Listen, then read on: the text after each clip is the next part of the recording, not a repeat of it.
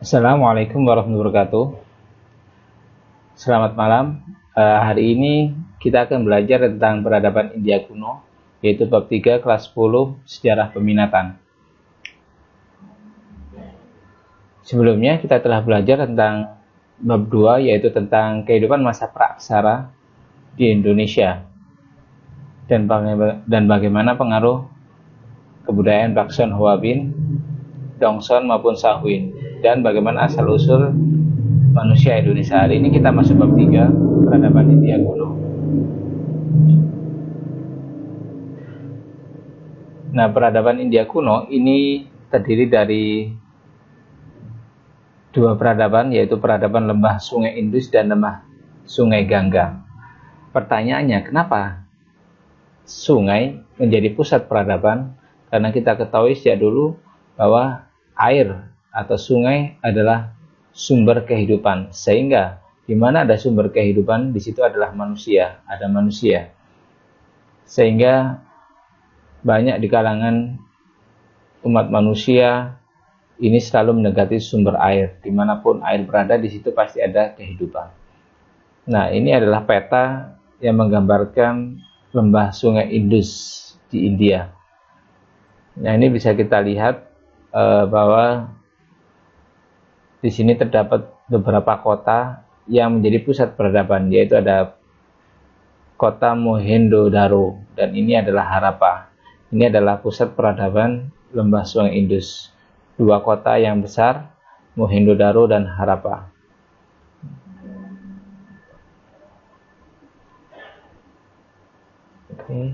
Ini adalah peninggalan dari kota Mohenjo-daro, yaitu sebuah tata kota yang terbuat dari tanah liat. Mohenjo-daro is one of the first urban centers in human history.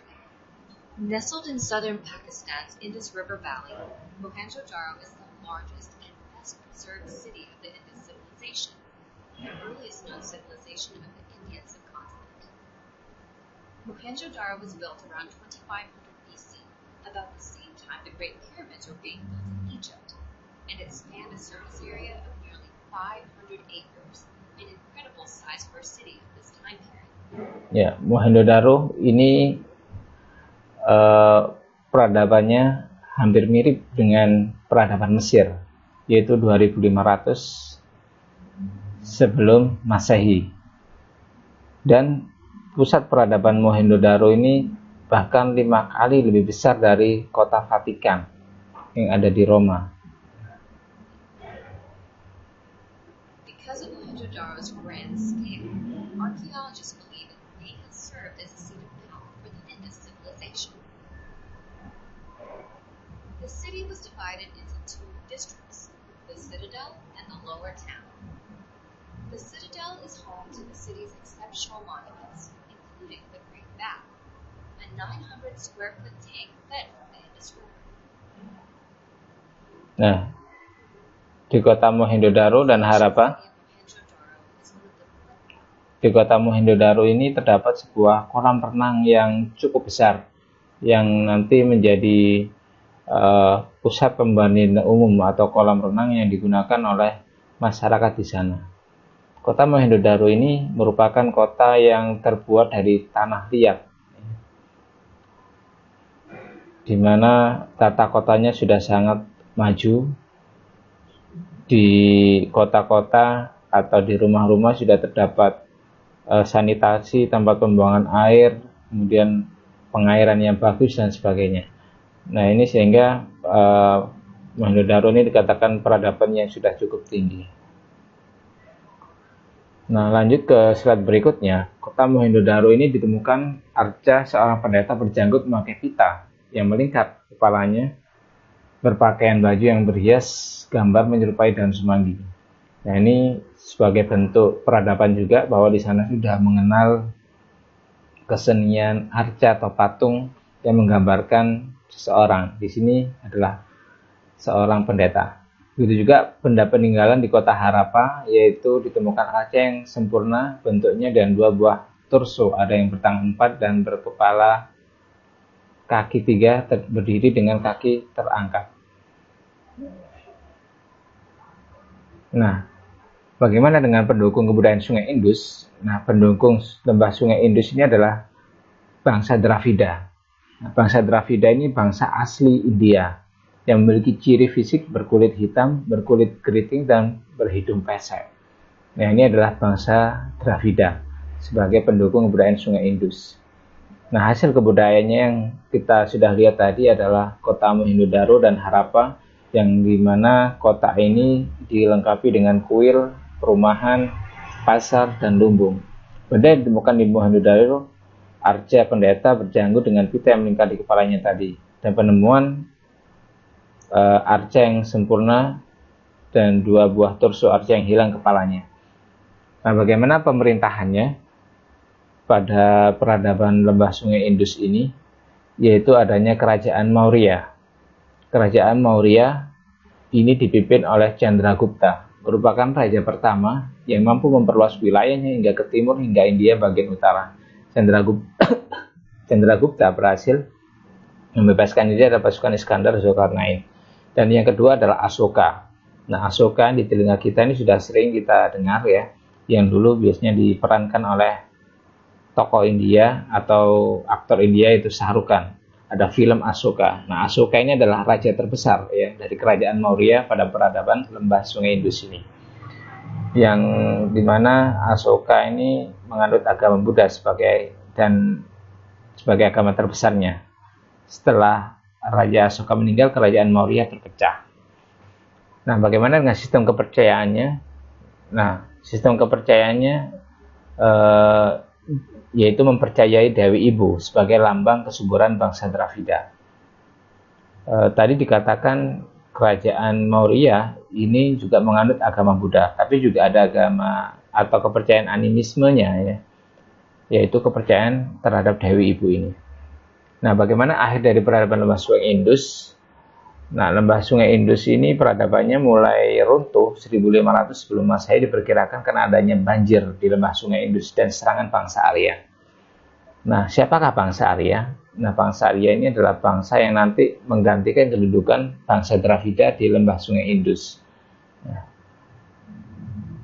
Nah, bangsa Arya memiliki ciri yang sebaliknya dengan bangsa Dravida, yaitu berkulit putih, tinggi, dan hidung mancung. Nah, sehingga bangsa Dravida ini mulai tergeser kedudukannya digantikan oleh bangsa Arya. Sehingga nanti disitulah muncullah peradaban baru bernama peradaban lembah Sungai Gangga.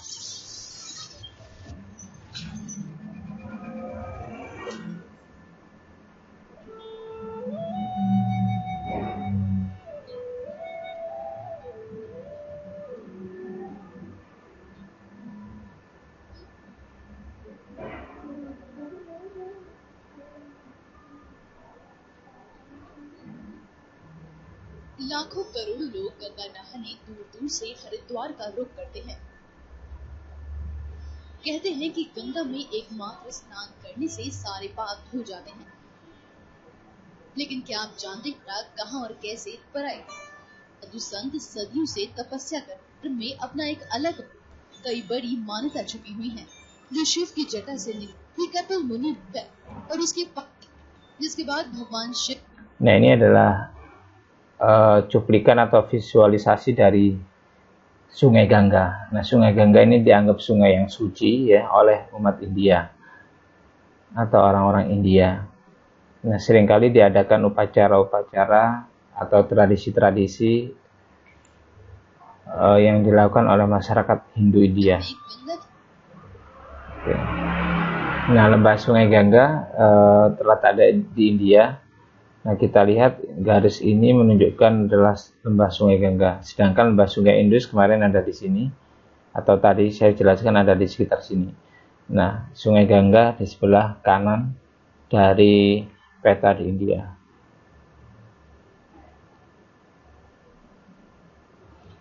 Nah, lembah Sungai Gangga ini didukung oleh bangsa Arya yang saya katakan tadi menggeser dari kedudukan bangsa Dravida. Nah, bangsa Arya masuk ke wilayah lembah Sungai Indus pada tahun 1500 melalui celah Khyber di pegunungan Hindu Kush. Nah, dari kehidupan masyarakat mulai muncul dua agama besar, yaitu Hindu dan Buddha. dan kepercayaan dari masyarakat bangsa Arya maupun Dravida ini menyembah banyak dewa atau kita kenal dengan politeisme. Jadi muncul dua agama besar di India, Hindu dan Buddha. Nah, ini kita lihat perbedaan antara bangsa Dravida dan bangsa Arya. Ya. Jadi biasanya bangsa Dravida itu cenderung yang saya katakan tadi adalah berkulit hitam, keriting dan pendek. Ya, sedangkan bangsa Arya kulit putih, tinggi dan berhidung mancung. Nah, dengan munculnya bangsa Arya di peradaban India, ini juga nanti memunculkan kasta dalam agama Hindu. Nah, kasta inilah yang nanti yang menjadi stratifikasi sosial yang membuat bangsa Arya itu cukup tinggi kedudukannya dibandingkan dengan bangsa Dravida. Nah, yang pertama ada kasta Brahmana, Ksatria, Waisya, dan terakhir Sudra. Nah, umumnya bangsa Arya itu adalah dari golongan Brahmana dan Ksatria. Sedangkan untuk bangsa Dravida ini adalah status sosialnya yang cukup di bawah, yaitu bangsa